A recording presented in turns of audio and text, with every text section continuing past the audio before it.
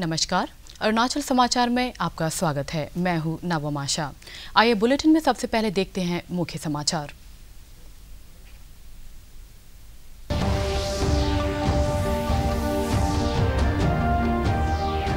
PPA ने अरुणाचल प्रदेश राज्य विधानसभा की सभी 60 सीटों और 2 लोकसभा सीटों पर चुनाव लड़ने की घोषणा की। कहा, देश की प्रमुख राष्ट्रीय पार्टियों भाजपा और कांग्रेस से बनाए रखेंगे समान दूरी।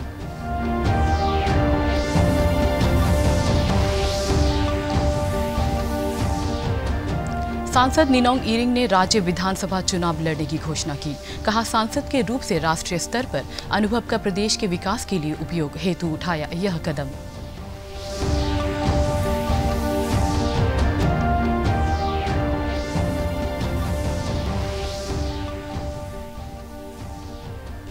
अरुणाचल प्रदेश अतिरिक्त मुख्य निर्वाचन अधिकारी कांकी दारांग ने शिकायत और मतदाता सूची में नाम देखने के लिए टोल फ्री नंबर 1950 पर डायल करने के लिए लोगों से की अपील। कहा, सी विजिल ऐप पर दर्ज शिकायत की 100 मिनट के अंदर होगी जांच।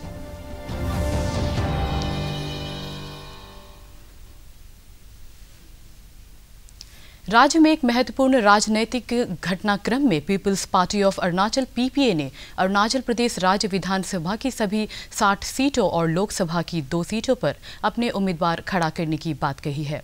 कल संवाददाताओं को संबोधित करते हुए पीपीए के अध्यक्ष कामेंग रिंगू ने कांग्रेस के साथ चुनावी गठबंधन को सिरे से खारिज करते हुए कहा कि दोनों प्रमुख राष्ट्रीय पार्टियों भाजपा और कांग्रेस से पीपीए समान रूप से दूरी बनाए रखेंगी। उन्होंने स्वच्छ छवि के लोगों से राज्य से भ्रष्टाचार को जड़ से उखाड़ फेंकने के लिए पीपीए में शामिल होकर चुनाव लड़ने की अपील की। श्री रिंगू ने कहा कि अरुणाचल प्रदेश जैसे राज्य की समस्याओं का समाधान क्षेत्रीय पार्टी ही कर सकती है।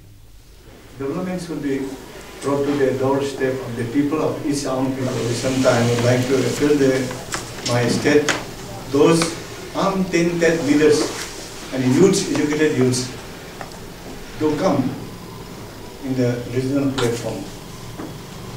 Let us see that Arunachal set and corruption is removed.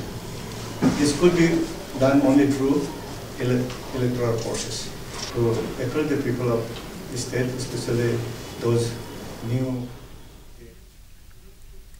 Arunachal West संसदीय सीट से लगातार 2 बार के सांसद निनोंग इरिंग ने इस बार लोकसभा चुनाव के बजाय पासीघाट वेस्ट विधानसभा क्षेत्र से चुनाव लड़ने की घोषणा की है। दूरदर्शन के साथ बातचीत में उन्होंने कहा कि कांग्रेस हाई कमान से मिलकर अपने मन की बात बता दी है। श्री निनोंग इरिंग ने बताया कि राष्ट्रीय राजनीति में लंबे समय तक कार्य करने के बाद अब वे प्रदेश के विकास पर ध्यान केंद्रित करना चाहते हैं। मैंने ऑलरेडी हाई कमान को अपना जो मन की जो बात है उनको मैं बोल चुका हूं कि मैं इस बार मैं सांसद के रूप में मैं नहीं चुनाव लड़ूंगा, लेकिन एज सांसद होते हुए भी मैं विधानसभा में जाना चाहूँगा, क्योंकि यहाँ पे जिस प्रकार से मैंने अपने क्षेत्र को एक सांसद के रूप में मैंने अपने आप को दर्शाया, मैंने पूरा कोशिश किया यहाँ की योजनाएं को, यहाँ के जितने भी यहाँ कमियाँ को, सबको मैंने कोशिश किया। तो अभी क्योंकि इस इलाके मैंने देखा हूँ 37 जो कॉन्स्टिट्यूंसी है, ये पश्चिमी क्षेत्र पासीघाट है, इसमें हमको बहुत सारे काम करना है। क्योंकि यहाँ में ठीक है, जैसे इंफ्रास्ट्रक्चर जो है जैसे रुक्सिन एरिया है, इसमें एक स्टैग्नेशन जैसा आ गया है।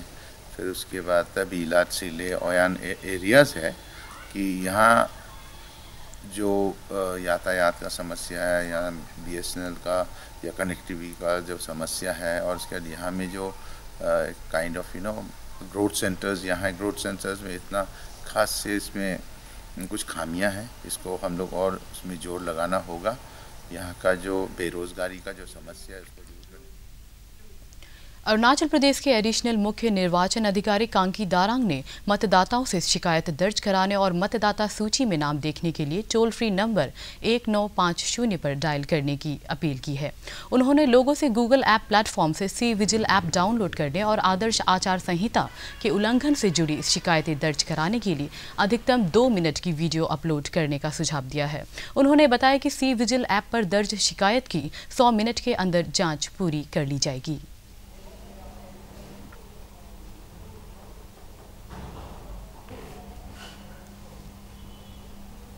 एनी कंप्लेन आप 1950 से भी कर सकता है, और आप अपना वोटर लिस्ट का भी क्वारी जो भी हो वहाँ से कर सकता है। तो 1950 है।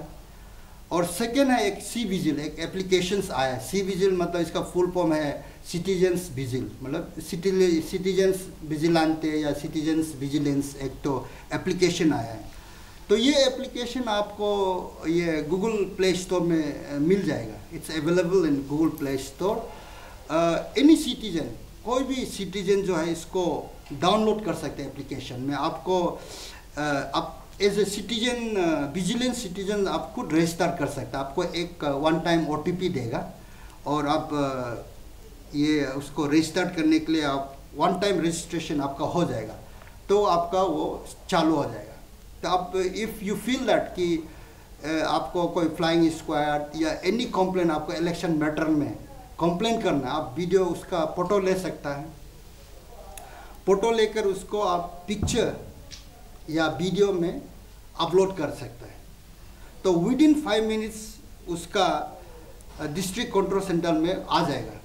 तो इसको फिर डिस्ट्रिक्ट कंट्रोल सेंटर से कोई जहाँ कंप्लेन है, या अगर आपका फ्लाइंग स्क्वाड के अगेंस्ट कंप्लेन है तो DC के पास चला जाएगा, या कोई पर्टिकुलर चीज़ जो माल प्रैक्टिसेस या पैसा इंड्यूसमेंट का कोई डिस्ट्रीब्यूशन हो रहा है कहीं भी होने से, वो फिर DC फ्लाइंग स्क्वाड को बताएगा, फिर वो पहुँच जाएगा वहाँ पे। तो ये जो होल एक्सरसाइज है।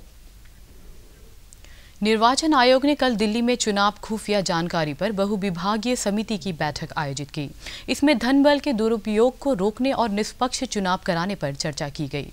इस अवसर पर मुख्य निर्वाचन आयुक्त सुनील अरोड़ा ने कहा कि देश में स्वतंत्र और निष्पक्ष चुनाव कराना आयोग का संवैधानिक दायित्व है। उन्होंने कहा कि वर्तमान समय में मतदाताओं को नकदी का लालच देने और धन बल के दुरुपयोग के मद्देनजर निष्पक्ष चुनाव कराना आयोग के लिए बड़ी चुनौती है।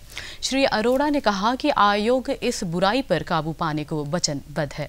आयोग ने राजनीतिक दलों और उम्मीदवारों के चुनाव खर्च पर नजर रखने के लिए विस्तृत दिशा निर्देश जारी किए हैं। प्रत्येक प्रवर्तन एजेंसी में आपस में समन्वय, संबंधित एजेंसियों द्वारा निर्वाचन क्षेत्रों की मैपिंग करना, जिसमें नकली दवाओं सहित तस्करी के सामान, शराब और नकदी के परिवहन की जाँच करना, और समुद्री बंदरगाह, अंतर्राज्यीय सीमा और अंतर्राष्ट्रीय सीमाओं पर प्रत्येक कानून प्रवर्तन एजेंसी द्वारा सक्रिय और निर्णायक कार्रवाई करना शामिल।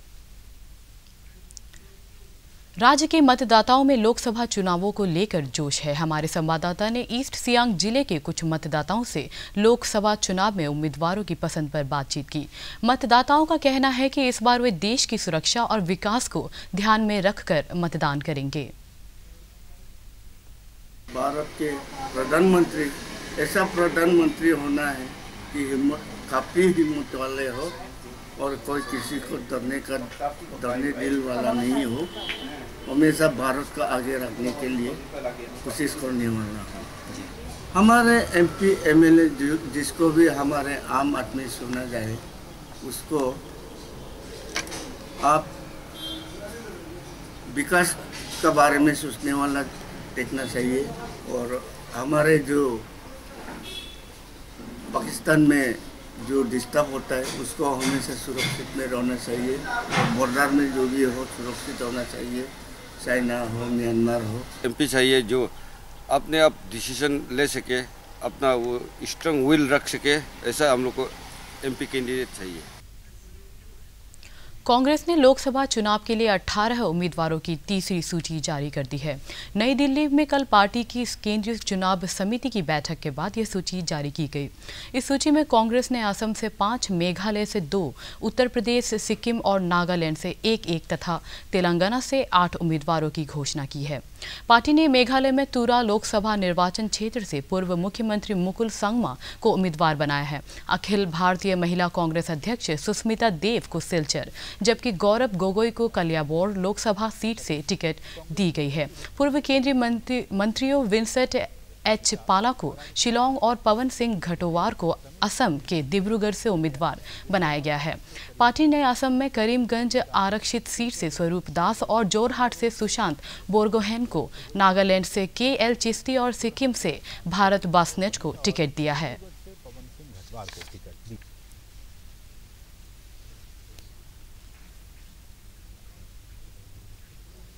भारतीय जनता पार्टी की केंद्रीय समिति की आज शाम नई दिल्ली में बैठक होगी। पार्टी लोकसभा चुनाव के लिए उम्मीदवारों की पहली सूची बैठक के बाद जारी कर सकती है।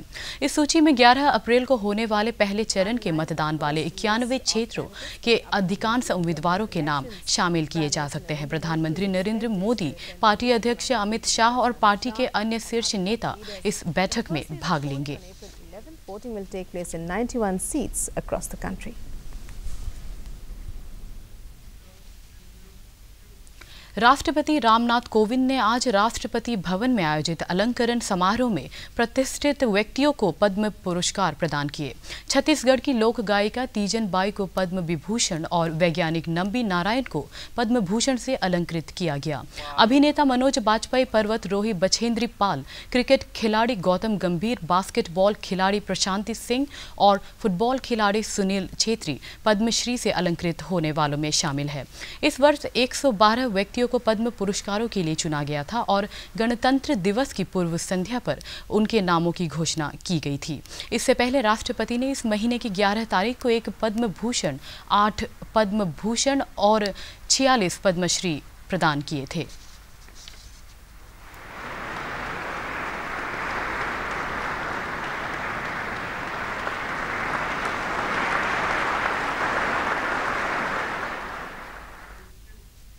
राष्ट्रपति रामनाथ कोविंद ने कहा कि विकास लक्ष्यों को पूरा करने और एक सेवाभावी, समावेशी और खुशहाल समाज का निर्माण करने के लिए देश को नवाचार अपनाना होगा।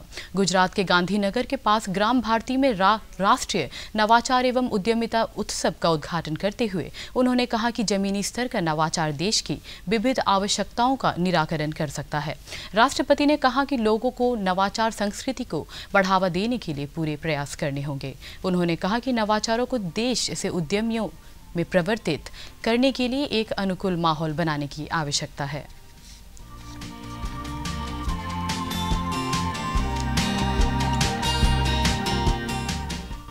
As we seek to meet important development goals and build a caring, inclusive and happy society, we have to draw upon the power of West Siang जिला स्वास्थ्य समिति द्वारा जनरल अस्पताल आलो में अंधापन शहर निःशुल्क मोतियाबिंद ऑपरेशन शिविर आज संपन्न हो गया। इस 3 दिवसीय शिविर का उद्घाटन जिला उपायुक्त श्वेतिका सचान ने किया। उन्होंने चिकित्सकों से जरूरतमंद लोगों को बेहतर स्वास्थ्य सुविधाएं उपलब्ध कराने को कहा। जिला उपायुक्त ने दूर दराज के इलाकों में स्वास्थ्य सुविधाएं पहुंचाने में प्रशासन के साथ सहयोग की अपील की। जो दिक्कतें हैं उस ट्रीटमेंट या कुछ ऑपरेटिव केयर अगर माइनर हो तो वो दे पाएं। तो बस इन्हीं का दूसरा धन्यवाद। आई हेल्थ कैंप टाइप का कराएंगे, हॉस्पिटल में ही कराएंगे, पेशेंट्स पहले से मोबिलाइज करेंगे थ्रू आवर वेरियस रिप्रेजेंटेटिव्स, उनको स्क्रीन करेंगे और हम शॉर्टलिस्ट करेंगे। अरुणाचल समाचार के आज के अंक में इतना ही। हम कल फिर हाजिर होंगे अरुणाचल और देश दुनिया की खबरों के साथ। आप देखते रहिए अरुण प्रभा। नमस्कार।